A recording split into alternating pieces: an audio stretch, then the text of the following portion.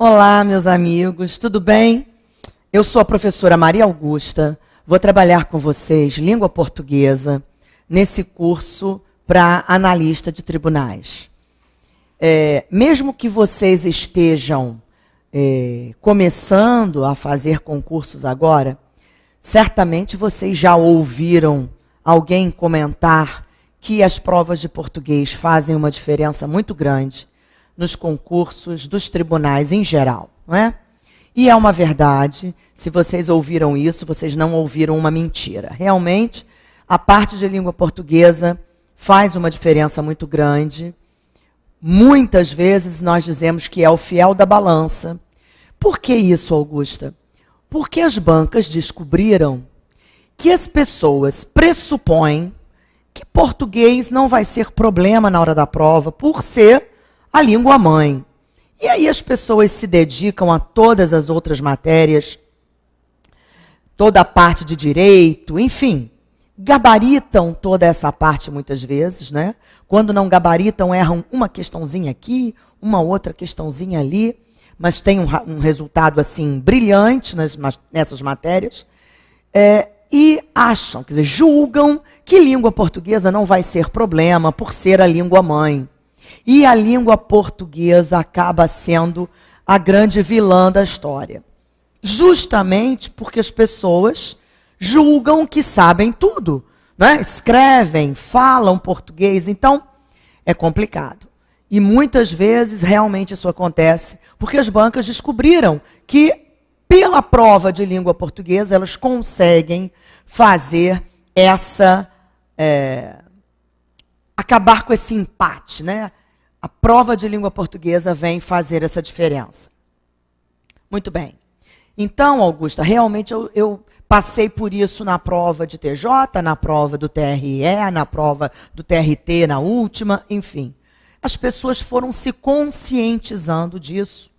Porque, na verdade, gente, era um problema do candidato. O candidato julgava que não precisava se dedicar muito ao português. Então, conforme, né, ele vai tentando, vai fazendo as provas e encontra realmente alguns problemas com a prova de língua portuguesa, ele acaba reconhecendo que ele precisa fazer uma revisão, que ele já não lembra, né, tudo que ele viu na escola. E é muito comum isso, gente. Sem contar que nós temos que reconhecer que a prova da escola, né, aquela prova que nós fazíamos na escola, era um tipo de prova. A prova dos concursos é um pouco diferente. As cobranças, a língua portuguesa é a língua portuguesa. Augusta, como pode ser diferente se língua portuguesa é língua portuguesa? Pois é, eu sei. Só que a forma de cobrar é um pouco diferente. Vocês devem reconhecer uma coisa. A prova da escola, você tira aquela nota boa para conseguir, não é? Passar, enfim. Mas a prova de concurso, cada vez mais concorrida, precisa ter um grau de seleção bastante razoável, não é? Então, realmente a prova foi ficando um pouco mais capciosa, vamos chamar assim, não de difícil, mas capciosa, cheia de pegadinhas, de detalhes e entrelinhas, para que esse desempate acontecesse, né? Para que esse desempate acontecesse. Então eu não vou dizer a vocês, não, gente, língua portuguesa é a parte da prova, é uma parte tranquila. Eu não vou dizer horrível, mas eu não vou dizer que é tranquila e facílima, porque realmente, se você não estiver preparado, você não vai achar fácil, né? Tudo é fácil quando nós sabemos, quando nós dominamos.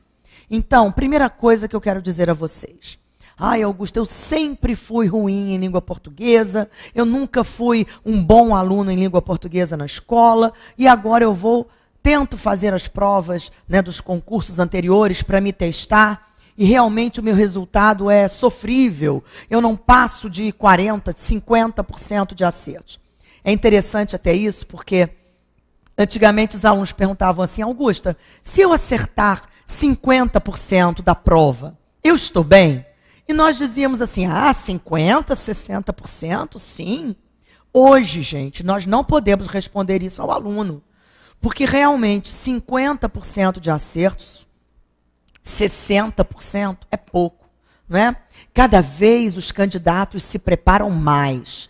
Cada vez os candidatos são melhores. Então, realmente, se você me perguntar se com 50% de acertos você está disputando lá uma vaga, eu vou dizer, muito difícil, não é? A não ser que fosse assim uma coisa totalmente atípica, que todos os candidatos tivessem um resultado, não é? Um desempenho naquela margem. Aí sim você estaria na mesma condição. Fora isso, gente, realmente cada vez os candidatos estão melhores. O conhecimento é mais profundo. As bancas cada vez cobram conhecimentos mais específicos. Eu dou um exemplo a vocês, quer ver? Nosso assunto até das nossas primeiras aulas, acentuação. Antigamente, você olhava uma questão de acentuação de um concurso, né, de uma prova qualquer, e a banca questionava o seguinte, criava o seguinte enunciado: assinale a alternativa que apresenta vocábulos acentuados corretamente. Muito bem? Você olhava A, B, C, D, E e você de pronto ia eliminando, né, alternativas com palavras sem acento ou com acento errado. Eram básicas, banais, você matava uma questão dessa rapidamente. Hoje, a banca não vai perguntar assim. Porque você dizer, não, é claro que a palavra índio tem acento, é claro que a palavra bônus tem acento. E aí eu pergunto, mas por que índio tem acento? Por que bônus tem acento? Aí você olha para mim, não sei, Augusto, eu sei que tem acento. Agora, por quê? Eu não sei. Pronto. Hoje, as provas cobram o porquê. Hoje, as bancas exigem que você saiba as regras de acentuação. Não basta saber que a palavra bônus tem acento circunflexo no O. Você precisa saber por que ela tem acento. Ela tem acento porque ela é uma paroxítona terminada em US.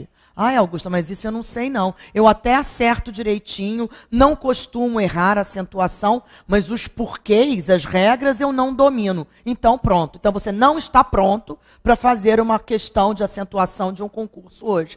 Porque os concursos vão cobrar o conhecimento das regras.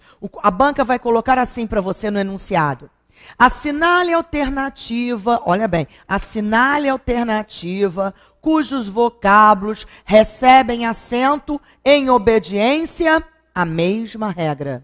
Aí ele põe assim, letra A, 4 palavras, letra B, 4 palavras, letra C, 4 palavras e assim sucessivamente. Aí você olha as 4 palavras da letra A, todas com acento, aí você pensa, estão todas corretas aqui, todas acentuadas corretamente. Agora, se todas estão acentuadas pela mesma regra, aí eu já não sei, Augusta. Por exemplo, as palavras da letra A são índio, bônus, até e armazém. Eu sei que todas têm acento e todas estão com o acento correto. Agora, se essas 4 recebem acento pela mesma regra, isso eu já não sei. Pois é, gente, então entendam isso. A língua portuguesa é a mesma, não é? Só que a forma como as bancas cobram é um pouco diferente das provas de antigamente. As bancas foram ficando, né, mais seletivas, porque precisam ser. Os concursos são muito disputados, as vagas muito disputadas. Então, claro que o grau de cobrança nas provas é maior, gente. Então, eu nunca quero assustar aluno, não é para isso, não é? Mas assim, que vocês tenham a consciência de como precisam se dedicar. Muitas vezes o aluno diz assim para mim, Augusta, eu sempre fui aluno de 9, de 8,5, de 10 em português na escola. E terminei, comecei a fazer concursos e, gente, observo que nas provas de português eu não passo dos 60% de acerto. O que aconteceu comigo, Augusto? Eu desaprendi tudo que eu sabia? E eu digo assim, não, claro que não, não é isso. Só que a forma de cobrar é diferente. Aquela prova que você fazia na escola era mais, vamos dizer, mais objetiva, mas não havia tantas entrelinhas, tantas pegadinhas. Então, gente, é isso. Então, vocês precisam se dedicar, sim. o aluno que começa a estudar para um concurso, eu acho que o primeiro passo... Aliás, eu digo o seguinte, gente, o sucesso numa prova dessas, eu acho que se resume a 3 palavras. Eu sempre digo isso aos meus alunos. Eu acho que o sucesso se resume a 3 palavras. Disciplina, muita disciplina, determinação e renúncia. Primeiro, você que está aí me assistindo, você que estuda online, você precisa ser muito disciplinado. Porque senão, eu vou dar uma pausa, vou tomar um cafezinho, eu vou fazer uma ligação que eu preciso fazer, eu vou parar rapidinho só para fazer uma coisa, conversar com o fulano, depois eu volto. Você não está ali numa sala com o professor à sua frente. Então você é o seu fiscal.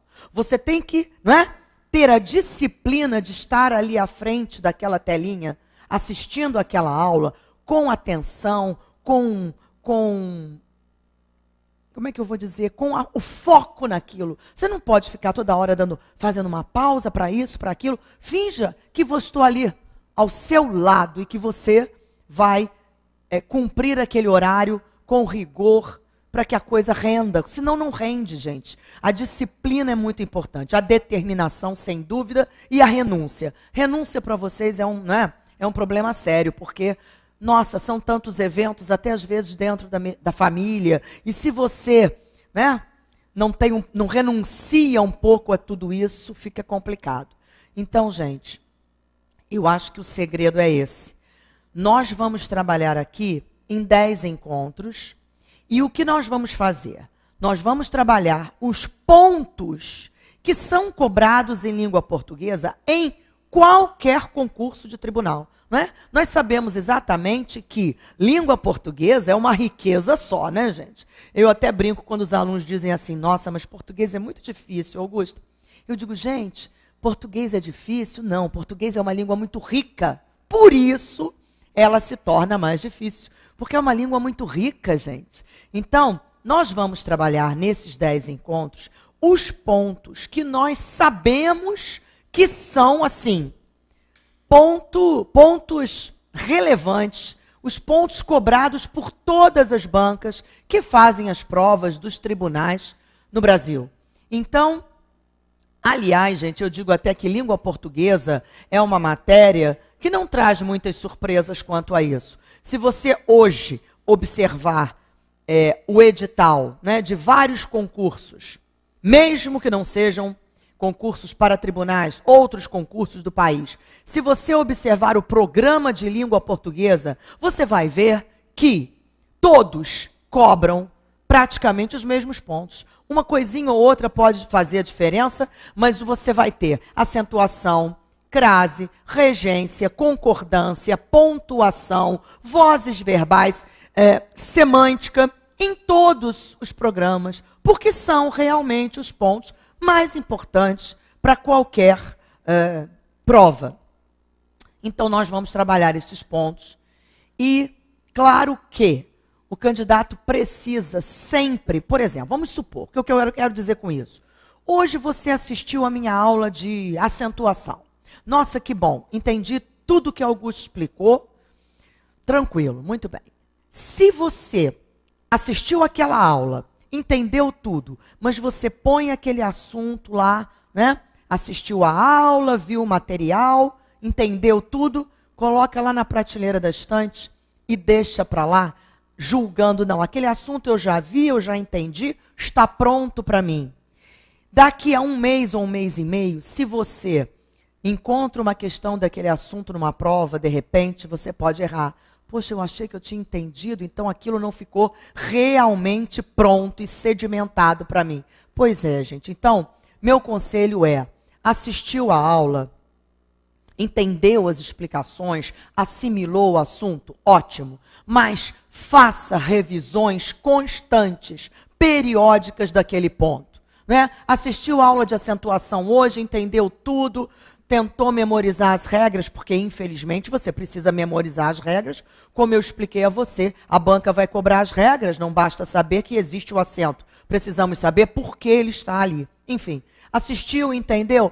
Passam-se 2 semanas, Pega aquele assunto de novo. Se eu visse essa questão de prova sobre acentuação, eu saberia resolver ou eu já esqueci alguma coisa que a Augusta, daquela aula que eu assisti há 2, 3 semanas? Então, isso rende muito, né? Se você trabalhar assim, se você estudar assim, fazendo sempre essa retomada dos pontos, a coisa funciona, gente. Não é? Muito bem. Porque eu digo até que eu tenho excelentes alunos, mas às vezes eles não têm essa organização para estudar. E isso complica um pouco, né, o trabalho do candidato. Então, faça isso. Tenha disciplina, organização para estudar. Se você é um pouco confuso com isso, faça até um plano de estudo. Eu acho que isso rende muito. Funciona muito. Dia tal eu vou dividir meu tempo, vou estudar 1 hora, 2 horas disso, depois eu vou... Faça isso, se programe para que a coisa renda. Muito bem, gente. Bom, as provas hoje de português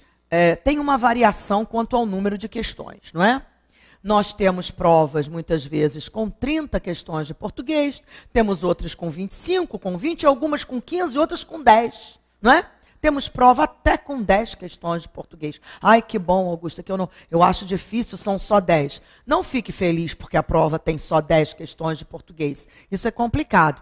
Muitas vezes a prova com menos questões acaba sendo mais capciosa, mais seletiva do que aquela com 20, 25, 30 questões de português. Então nunca julgue dessa forma pelo número de questões, não é?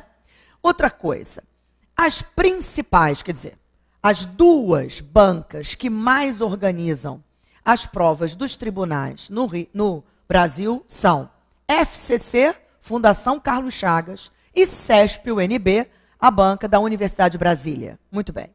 Pegamos aí as provas de tribunal do Brasil inteiro e vemos FCC, CESP, CESP, enfim. Então, gente, claro que se você vai estudando o conteúdo e ao mesmo tempo quer ir treinando questões de provas anteriores, faça essa seleção. Quando pegar provas anteriores para ir resolvendo, pegue provas, priorize estas 2 bancas, CESP-UNB e Fundação Carlos Chagas. E treine por elas, porque realmente são as 2 bancas que organizam as provas dos tribunais no Brasil. Muito bem. São bancas com um perfil um pouco diferente. A FCC é uma banca que traz provas de múltipla escolha. CESP-UNB pode apresentar provas de múltipla escolha, como já houve inúmeras, e pode apresentar o seu perfil característico, que é aquela prova de certo e errado, não é? Muitos alunos, quando veem que a banca vai ser CESP, com esse perfil do certo e errado, se desesperam um pouco. Ai, Augusto, eu nunca fiz uma prova assim na minha vida. E aí eu quero falar um pouquinho com vocês sobre isso. Realmente, a maioria, né, dos alunos estuda a vida inteira fazendo 2 tipos de prova. Ou a prova de múltipla escolha, quando você não sabe alguma coisa, você vai marcar, mesmo que você não saiba, né? O famoso chute, vou chutar alguma, em branco eu não vou deixar. Ou então ele faz aquela prova de perguntas e respostas, não é? Muito bem. A prova de certo e errado nós não fizemos ao longo da nossa vida na escola. Então, muitas vezes, quando o aluno vai prestar um concurso, e o perfil da prova é certo e errado, ele já fica um pouco inseguro. Eu nunca fiz prova desse tipo, como é, como não é. Gente, a diferença, na verdade, quando você faz uma prova de múltipla escolha, para e pensa. A banca dá a proposta, o enunciado, e você tem A, B, C, D, E, 5 alternativas para avaliar, e muitas vezes ele pergunta o comentário correto ou incorreto. Então, o que você faz, na verdade, nada mais é que um certo e errado. Você lê a letra A, essa está certa. Lê a letra B, essa está certa. Lê a letra C, essa está errada. Ele quer errada, então é essa. Então, na verdade, só muda na hora de marcar o cartão. Porque o que você faz para descobrir qual é certa ou qual é errada é um certo e errado. Só que na prova da CESP com esse perfil, você vai marcar cada um dos itens em certo ou errado. Muito bem. E aí, isso é treino, gente. Por isso eu digo a vocês, se você está começando a estudar para as provas dos tribunais e ainda não tem assim especificamente, eu vou fazer aquele, ou então aquele que a banca vai ser essa ou aquela. Se você ainda não sabe, quando for estudar, fazendo questões de provas anteriores, procure diversificar o seu estudo. Pegue provas da FCC, pegue provas da CESP e treine as duas. Gente, vocês não têm noção. Isso aqui é uma coisa, assim, de grande importância que eu vou dizer para vocês agora. Muitas vezes o aluno julga que basta ele saber toda aquela teoria, né, de todo aquele conteúdo que está lá no edital e ele está pronto para fazer a prova. Lê do engano, né, gente? Não é assim. O aluno que sabe todo aquele conteúdo teórico, mas ele nunca foi curioso, nunca procurou testar seus conhecimentos fazendo questões anteriores, provas anteriores, eu digo que ele não está pronto. Porque o candidato hoje que tem só a teoria e não exercita e não pratica, ele não está pronto. Então, seja meu conselho de mãe, eu brinco, seja curioso, né? Vá estudando, vá vendo as partes teóricas e vá resolvendo questões. Por exemplo, você assiste a minha aula de acentuação. Estou dando um exemplo. Aí você assistiu, entendeu tudo, memorizou aquelas regras. Deixa eu dar uma olhadinha em algumas provas, buscando questões de acentuação, para ver se eu conseguiria resolver essas questões e acertar. Faça isso. Estudou acentuação? Teste aquele conhecimento pegando algumas questões de provas anteriores para fazer. Gente, isso vai engrandecer o seu trabalho, o seu conteúdo de forma, nossa, indiscutível.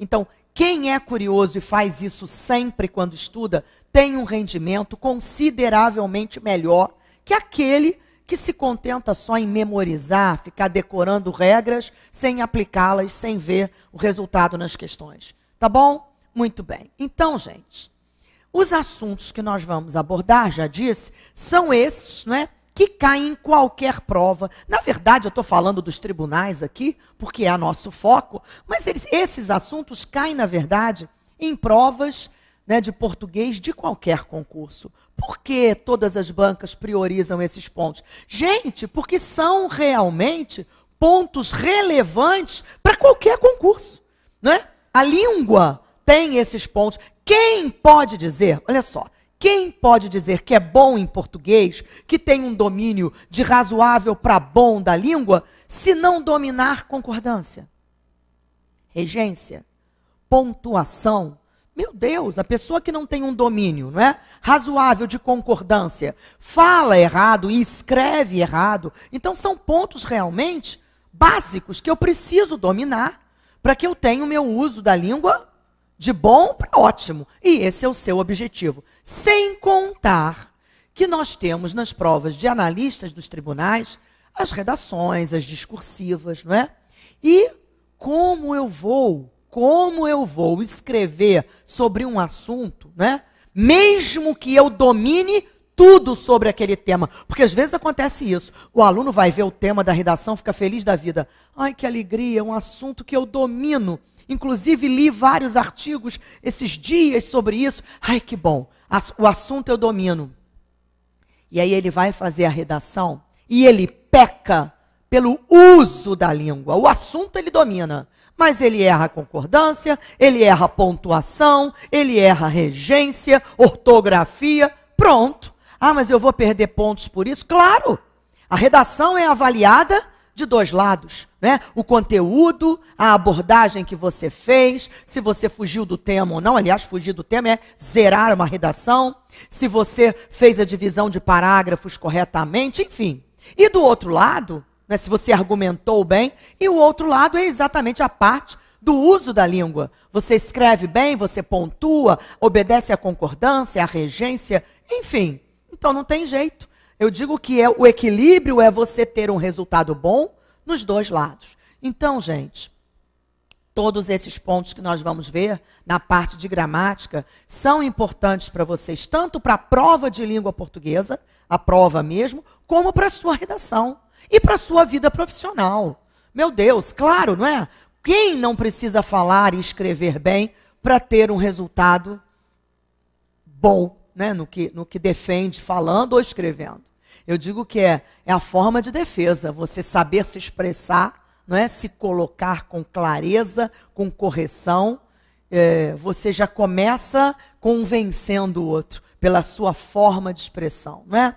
Então, gente, se você diz assim, nossa, Augusta falou tanta coisa que eu já estou até apavorado. Não, não é para ficar apavorado, mas é ter determinação, você vai conseguir. Às vezes o aluno, logo às primeiras aulas, diz assim para mim, nossa, pelo amor de Deus, eu vi tanta coisa que eu não sabia, Augusta, que eu me desesperei. Eu senti assim, nossa, eu estou muito mal das pernas em português. Preste atenção, se essa for a sua sensação, as primeiras aulas, não se desespere não, gente. Eu encontro alunos que dizem isso para mim, nossa, direto. Mas não tem que se desesperar, tenha determinação. Eu vou conseguir e aprender isso, entender isso, eu vou treinar, eu vou exercitar e eu chego lá. Chega mesmo, gente. Só que o ser humano tem um problema, não é? Não sei se você vai concordar comigo, mas eu acho que é uma coisa, é fato. Nós temos a tendência de só querermos estudar aquilo que nós já sabemos.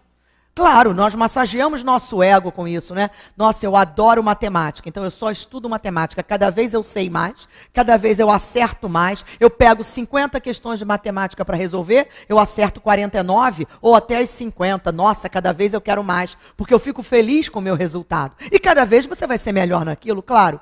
Português eu não pego não, Augusta, porque se eu pegar 50 questões de português para resolver, eu erro 30, aí eu fico deprimido, aí eu não quero não. Aí eu paro, vou fazer um pouquinho de matemática. Gente, se você parar, seu resultado vai ser pior a cada vez, porque você não vai insistir naquilo, você não vai passar por esse obstáculo. Então, crescer dói, é assim mesmo. Eu errei 30 de 50, eu vou estudar muito aquilo tudo que eu errei. Com certeza, da próxima vez, você só erra 25, 20, 15 e você vai alcançar, né, o resultado que você tanto deseja naquela matéria. Mas é isso, crescer dói, gente. Então, não se desestimule porque errou muito, porque não entendeu. Nossa, eu nunca ouvi falar sobre aquilo que a Augusta disse, estou desesperado. Eu acho que eu nunca aprendi isso na escola. É assim mesmo, não se apavore, vá no passo a passo, né? Se dedique que você vai conseguir, tá bom? Muito bem. Hoje, gente, na nossa primeira aula, eu quero ver com vocês, na verdade, vários pontos para que você que está aí possa, na verdade, se avaliar. Como assim, Augusta? Eu gosto de fazer isso na primeira aula porque muitas vezes você está aí me ouvindo, já ouviu falar isso tudo e está pensando assim, não, graças a Deus, eu acho que eu não vou ter esse problema não, eu sempre fui muito bom em português, eu nunca tive grandes problemas, eu vou conseguir um resultado bom. E aí você continua estudando e tal, mas nem se preocupa muito, não leva aquilo tão a sério. Eu observo nesse momento que eu faço isso com os alunos, que os alunos muitas vezes dizem assim, nossa, Augusta, você falou uma frase, perguntou se nós julgamos essa frase como certa ou errada, e eu, de pronto, responderia, certa, a frase está certíssima. E você, como resposta, explicou que a frase estava errada, que havia um erro ali. Nossa, aquilo para mim foi uma surpresa. Eu nunca julgaria aquela frase como uma frase errada. E você explicou que ela estava errada e disse o que havia de erro e eu jamais perceberia aquele erro. Aliás, gente, você que já está estudando aí, se já vem estudando para concurso, você já deve ter encontrado um tipo de questão que diz assim, quer ver? Assinale a alternativa que apresenta redação clara, correta e coerente. E aí a banca dá para você, ABCDE, uma frase em cada alternativa. E você tem que descobrir qual é a única totalmente correta, né? Porque quando a banca diz clara, correta e coerente, clara quer dizer, a frase não pode ter ambiguidade, tem que ser uma frase sem ambiguidades, clara, correta, e aí a banca, quando põe essa história de correta, o que ela cobra de você? Tudo que ela quiser. Crase, concordância, regência, pontuação, ortografia, tudo. Muito bem. Vamos supor, eu vou dar para vocês agora uma frase. E você vai pensar se essa frase está certa ou errada. E no nosso próximo bloco, eu começo comentando essa frase com você. Vamos supor que lá estivesse na prova a seguinte frase. A decisão do presidente do partido implicou em êxodo de grande número de filiados. Vou repetir a frase, hein? A decisão do presidente do partido implicou em êxodo de grande número de filiados. Você vai pensar sobre essa frase e vai ver comigo no próximo bloco se ela está certa ou se ela está errada. A decisão do presidente do partido implicou em êxodo de grande número de filiados. Ok? Até já, até o próximo bloco.